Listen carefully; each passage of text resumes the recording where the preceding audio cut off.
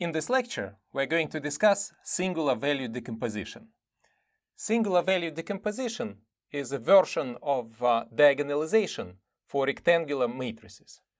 We will begin with the observation that we can construct rectangular matrices from vectors. Let U be a vector b1, b2, ... bn. So this is a vector in Rn. And let V be a vector c1, c2, ck, a vector in Rk. Now let us consider the following product. So let us take U times V transpose. Now, as a matrix, U is an n by 1 matrix, and V transpose is 1 by k matrix. So here we multiply a column by a row. Now let us denote this by A, and what we have is that A is an n by k matrix. So here we are multiplying b1, b2, bn by a row c1, c2, ck. How can we calculate the entry aij of this matrix? Well, for this we multiply row number I of the left factor with column number j of the right factor. But this row and column will have length 1, so this will be simply bi times cj. Let us look at row number I of matrix A. So this will be bi c1, bi c2, ... bi ck. And so what we see is that this is bi times the vector V transpose. Let us look at column number j of this matrix. Here we will get b1 cj, b2 cj, and bn cj. So this is going to be cj times the vector u. So if we assume that vectors u and v are non-zero, then we see that the row space of A is the span of a single vector V transpose, and the column space of A is the span of a vector U. And in particular, we conclude that the rank of this n by k matrix is equal to 1. In the singular value decomposition, we are going to do the opposite process. We are going to start with an n by k matrix and write it as a linear combination of expression of types U times V transpose. Let us formulate the exact statement of this theorem. SVD Theorem. Let A be an n by k real matrix. We actually are going to give two equivalent formulations of this theorem. So the first formulation: there exists an orthonormal set of vectors u1 through ur in Rn, and an orthonormal set of vectors v1 through vr in Rk, and there exist scalars mu1, mu_r that are positive, such that matrix A can be written as mu1 times u1 times v1 transpose plus mu2 u2 times v2 transpose plus mu r ur times vr transpose. So here we write down matrix A as a linear combination of these very special rank 1 matrices. And the second formulation. There exists an orthogonal n by n matrix P, an orthogonal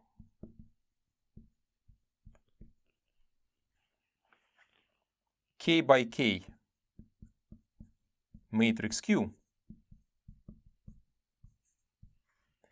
and a quasi-diagonal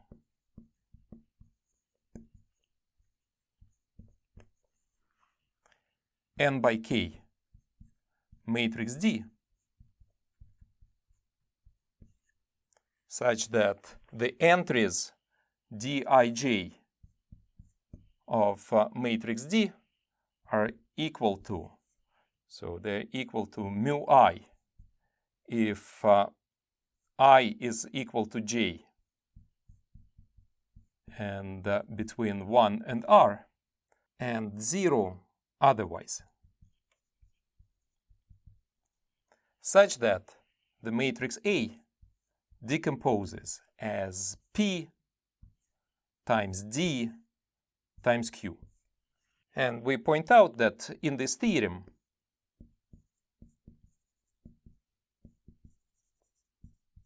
the number r that appears is equal to the rank of matrix A. First of all, we're going to show that parts 1 and 2 are equivalent, and then we're going to prove part 2. We point out that in the statement of part 2, the scalars mu i's are positive. Suppose part 2 holds and A is the product of P times D times Q. Let EII be an n by k matrix with the only non-zero entry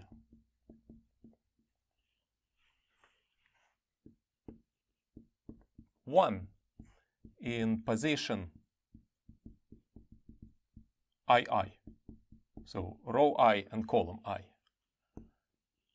Then, by looking at the structure of matrix D, we can write D as a sum mu1 E11 plus dot dot dot plus mu r ERR. Then, plugging this in the right-hand side of this equality, we get that A is equal to mu1 P E11 Q plus mu r P ERR Q.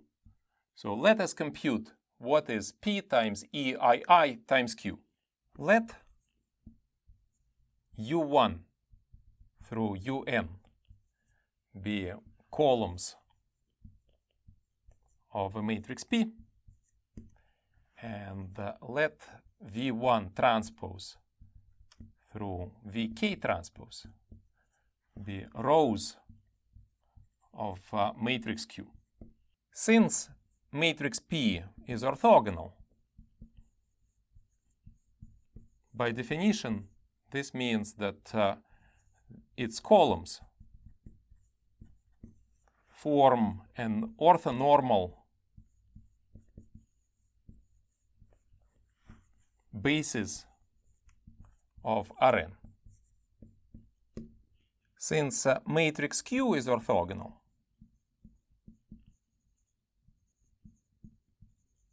so this implies that Q transpose times Q is the identity matrix.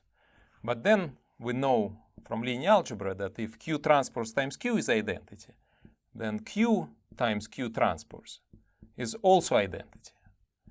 And this implies that Q transpose is also orthogonal, which means that columns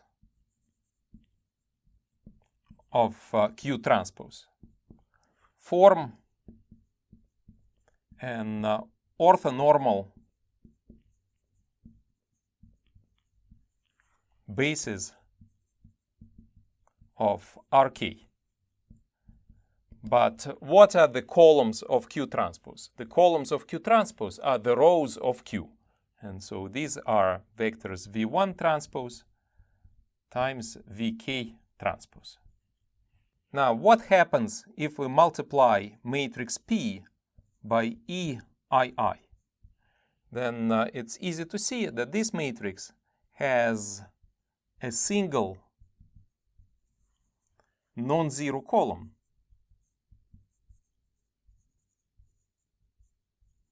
which is column number I, and this column is equal to the column number I of matrix P. So this is going to be UI. And then when we take the product PII with matrix Q, since the left factor has only non-zero column number I, when we multiply it by Q, this will pick out row number I of Q. And what we see is that this n by k matrix is nothing but the product of UI with VI transpose. And then, since we have a decomposition of A in a linear combination of matrices P, EII, Q, then this implies that A is equal to mu1 U1 times V1 transpose plus mu r UR VR transpose, which is exactly the first formulation of the singular value decomposition theorem. Now let us show how to get the second formulation from the first. Suppose A is a linear combination mu1 U1 V1 transpose plus mu r UR VR transpose, where the sets of U vectors and V vectors are orthonormal sets. Then complete the set U1 through UR to an orthonormal basis of Rn, and complete the set V1 through VR to an orthonormal basis V1 through Vk of Rk. Next, form matrix P by placing U1 through UN as columns. Likewise, form matrix Q by placing vectors V1 transpose through Vk transpose as rows. Since these form orthonormal bases of the spaces Rn and Rk respectively, we get that matrices P and Q are orthogonal matrices. We have seen just below here that the product of UI with VI transpose may be written as the product of matrices P times EII times Q. Then matrix A having this decomposition can be written as mu1 P E11 times q plus mu r p e r r times q. And this becomes the product p dq, where d is the matrix mu1 e11 plus mu r e r r, and this matrix is quasi-diagonal. This shows that the first and the second formulation of the singular value decomposition theorem are indeed equivalent. Let us show that parameter r in the singular value decomposition theorem is indeed equal to the rank of A. We recall the following fact from linear algebra, that multiplying an n by k matrix by an invertible n by n matrix on the left, or by an invertible k by k matrix on the right,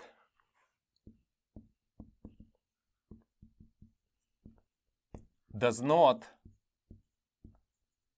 change its rank.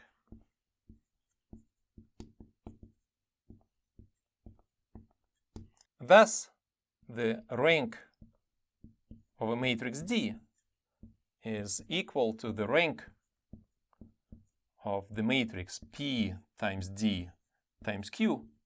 Well, orthogonal matrices are certainly invertible, but by the statement of this theorem, the product P times D times Q is exactly our original matrix A.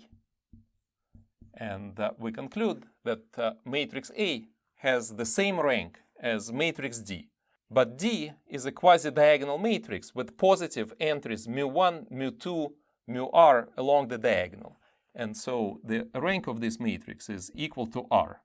And this gives us the desired claim that the parameter R in the statement of the singular value decomposition theorem is the rank of A. Let us give the proof of singular value decomposition theorem. Let us consider matrix S, which is the product of A transpose times A. So A is an n by k, and A transpose is k by n. So what we see that S is a k by k symmetric matrix. By spectral theorem,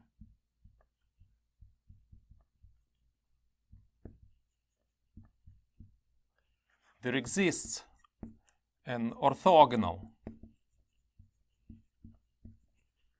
k by k matrix Q and a diagonal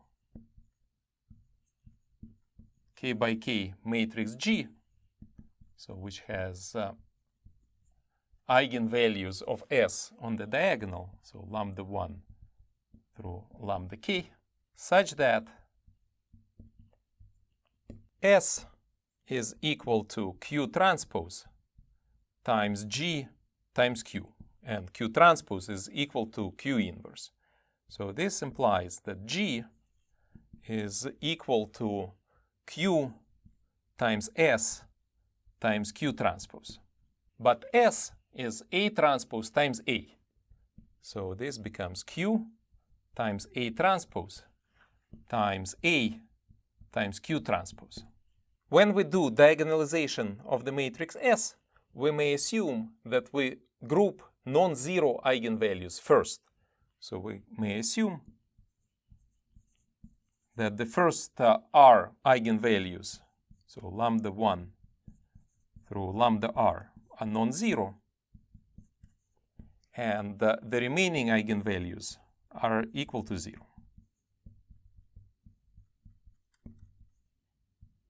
We consider matrix B, which is A times Q transpose. So this is an N by K matrix. This equality says that G is equal to B transpose times B. But how do we calculate the entries of G? So we multiply rows of B transpose times columns of B. And rows of B transpose are also columns of B. So what we see is that Gij is the dot product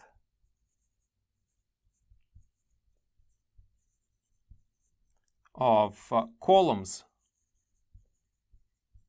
number I and number j of matrix B.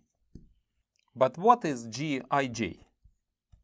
So Gij is equal to lambda I if I is equal to j and between 1 and r. So it is equal to 0 when I is equal to j and from r plus 1 to k. And it is also equal to 0 when I is different from j. Let us analyze this information about the dot products between the columns of matrix B.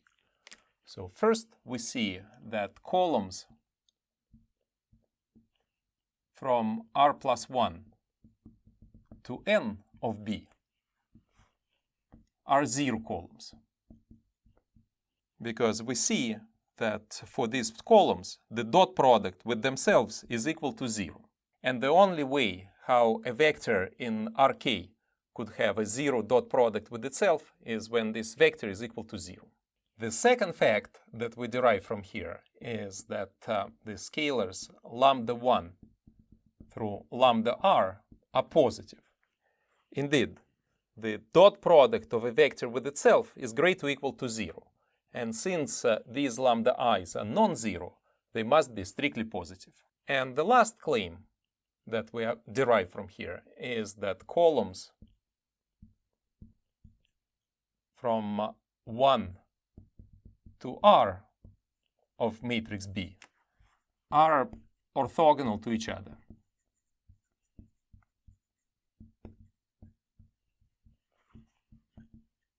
So this is because the dot product between these columns are equal to 0.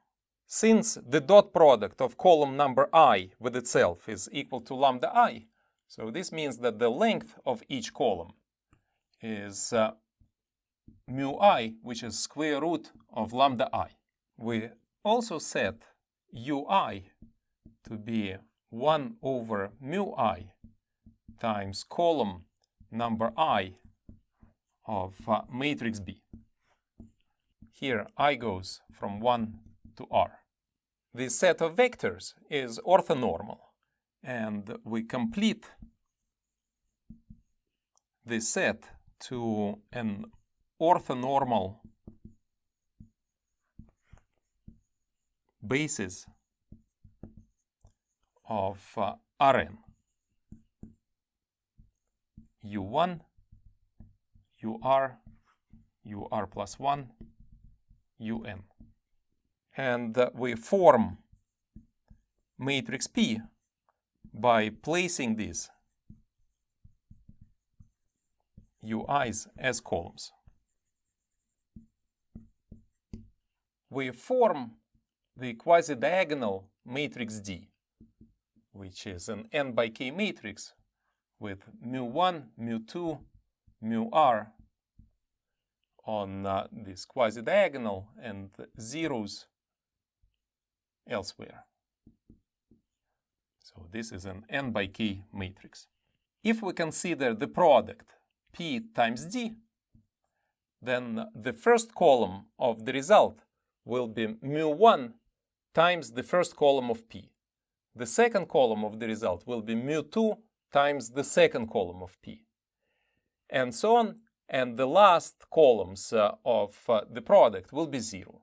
But that is exactly the matrix B. So because we have these simple relationships between columns of B and columns of matrix P. But let us recall what was matrix B. Matrix B was equal to the product of A times Q transpose.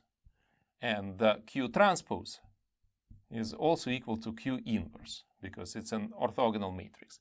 Now, if we multiply by Q on the right, then we will get from here that A is equal to the product P times D times Q. And this is exactly the singular value decomposition for matrix A. Let me give you the following exercise. Modify the proof of singular value decomposition theorem so that it works for complex n by k matrices. And the only change that is required in the statement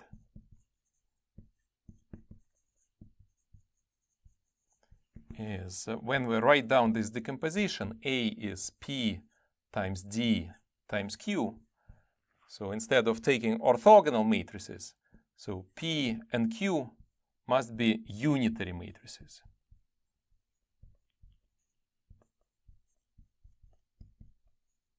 But matrix D is still quasi-diagonal matrix with real positive entries.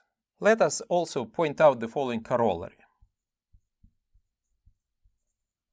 Let A be a real n by k matrix. Then non-zero eigenvalues of a k by k matrix A transpose times A and n by n matrix A times A transpose are the same. So here, of course, a k by k matrix has k eigenvalues and n by n matrix has n eigenvalues. But both of these matrices will have R non-zero eigenvalues, where R is the rank of A, and the remaining eigenvalues will be zero. This is a consequence of our proof, because in the proof we saw that the eigenvalues of A transpose times A, lambda I, are given as squares of mu i's that appear in singular value decomposition theorem for I from 1 to R. Next, let us discuss several important applications of the singular value decomposition theorem. The first application is matrix compression or dimension reduction. Here we are given a large n by k matrix A. Our goal is to approximate this matrix using only a small amount of data.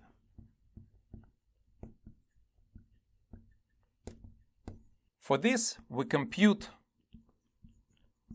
the SVD decomposition. We write A as mu1 u1 v1 transpose plus mu2 u2 v2 transpose plus and so on. We may assume that mu1 is greater than mu2 is greater than mu3 and greater than mu r. What we're going to do is we're going to retain only the largest mu i's and neglect mu j's below a certain threshold. Then we get an approximation that matrix A can be approximately written as mu1 u1 v1 transpose plus mu m um vm transpose, where m is relatively small.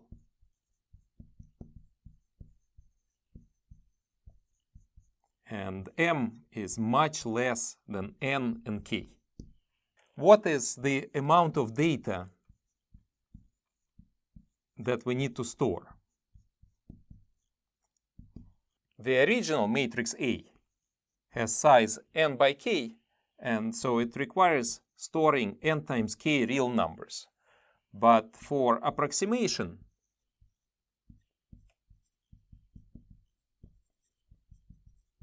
so here in the sum we have m terms, and each term consists of a scalar, a vector of length n, and a vector of length k.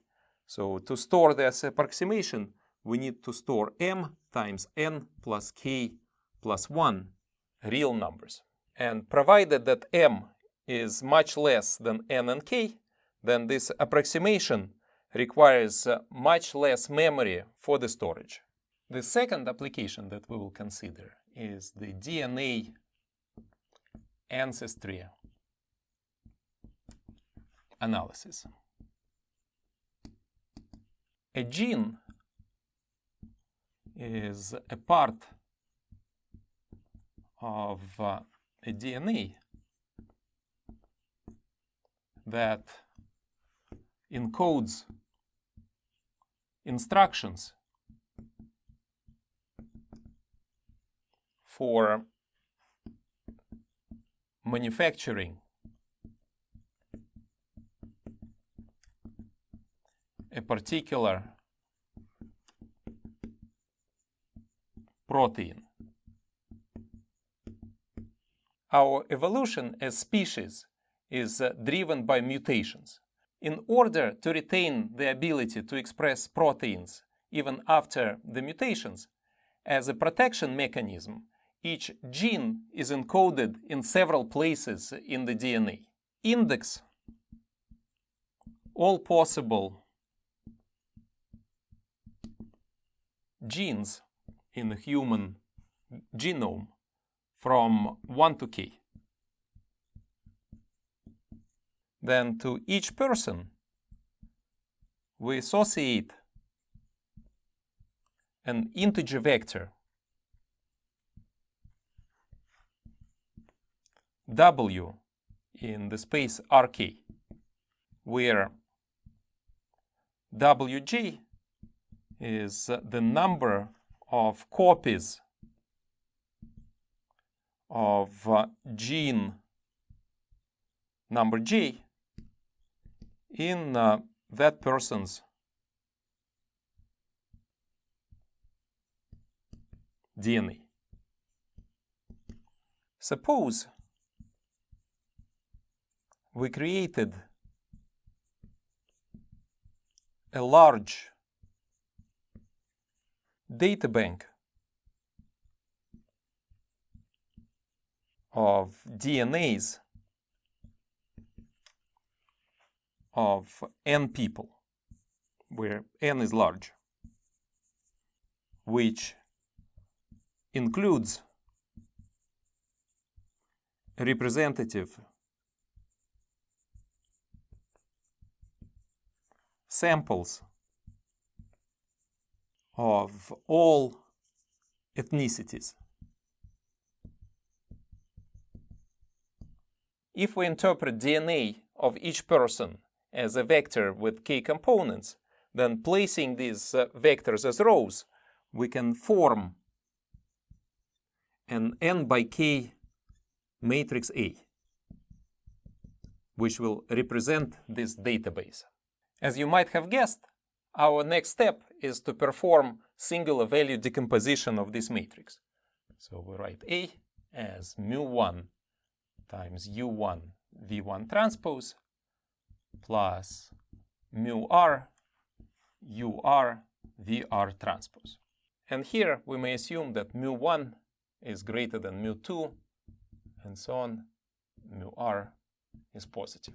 Usually here, mu1 will be much larger than all other eigenvalues. So here, v1 is the dominant eigenvector of A transpose times A. And by Perron-Frobenius theorem,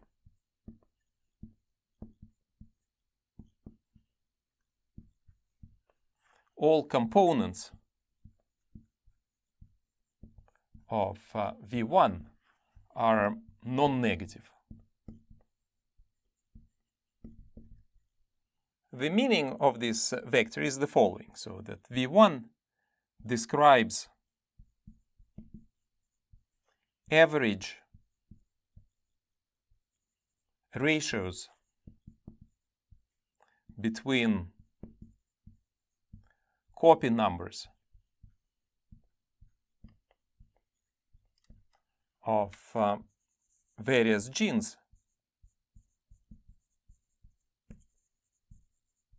across the whole population.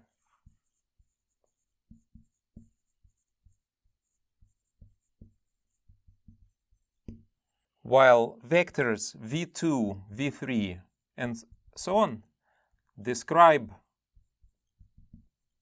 the trends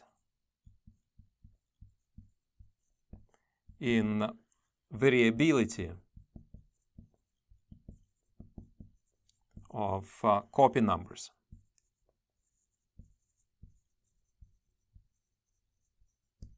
I haven't studied this data, but my guess is that V2 will capture the difference between males and females.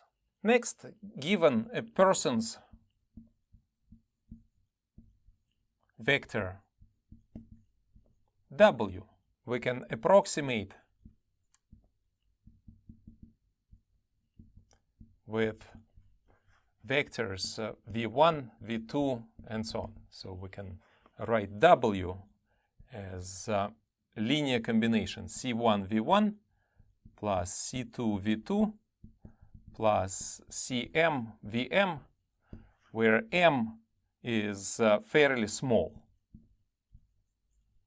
And because these vectors are orthonormal, so each coefficient Cj is just the dot product of W with Vj. Now, to each DNA, we associate a low-dimensional vector, C1 through Cm. So this will be a vector in a low-dimensional space Rm. And now we can perform clustering in a low-dimensional space. And clusters are interpreted as races or ethnic groups.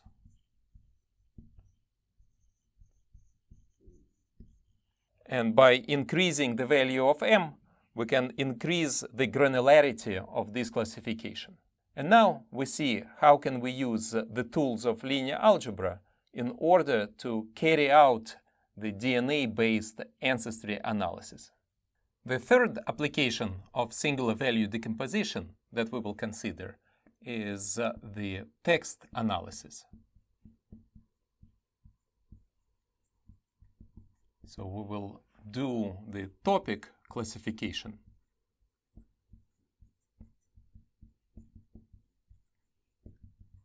And this is also called latent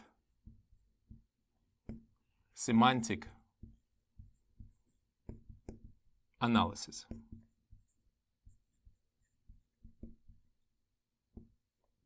Suppose we have a library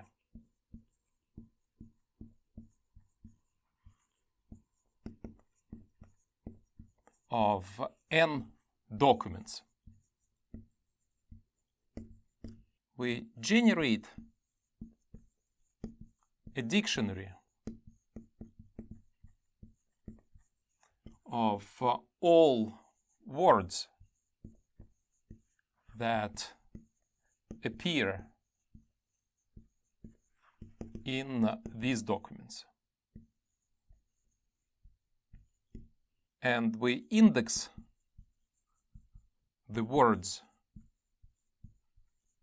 in the dictionary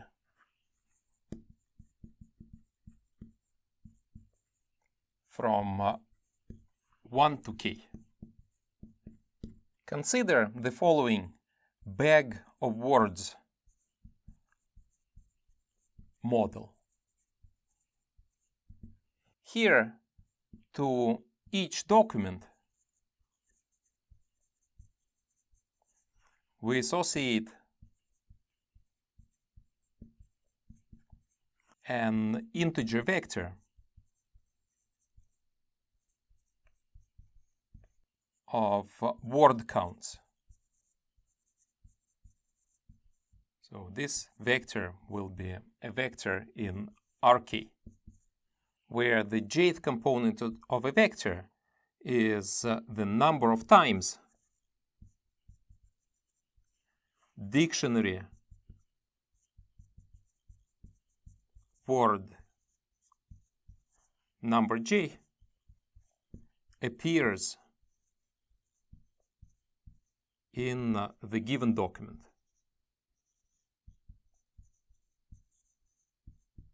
Then to our library, we associate a matrix A, which is an n by k matrix. As rows of A, we place the vectors that correspond to each document in the library. Next, we perform SVD for matrix A, and we write it as mu1 u1 times v1 transpose plus mu r ur vr transpose. And as before, we assume that mu1 is greater than mu2, and so on. Then the dominant Perron-Frobenius eigenvector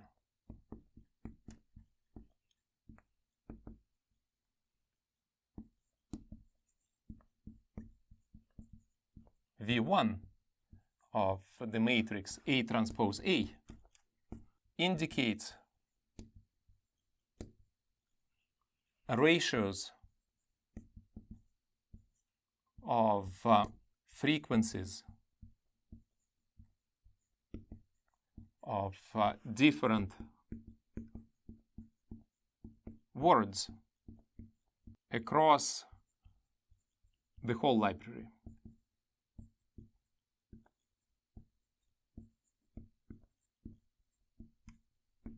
Next, we do the dimension reduction.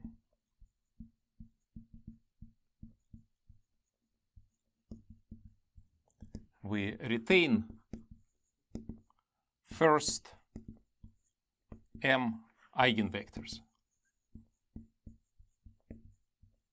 And here m is small. Then to each vector, we associate a linear combination of the first m eigenvectors, c1 v1 plus cm vm, where the coefficient cj is the dot product of w with vj. Now we associate to each document a vector in Rm.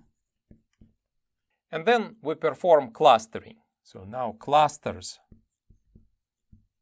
in Rm that we get, so if we take our library and cluster the points in Rm, then this will correspond to topics. And using this analysis, we can compute which topics are discussed in the given document. Imagine that we have a collection of documents written in a dead language that we have not deciphered. Then, using this topic classification, we can cluster documents and find documents on the same topic, even if we do not understand these documents and we cannot read them. Comparing documents that are written on the same topic could be beneficial for decoding the language. In conclusion, let us go over a computational example of a singular value decomposition. And let's perform the singular value decomposition for the following 3x4 matrix. We should understand that this is only a toy example, because in applications, we really want to run singular value decomposition for very large rectangular matrices.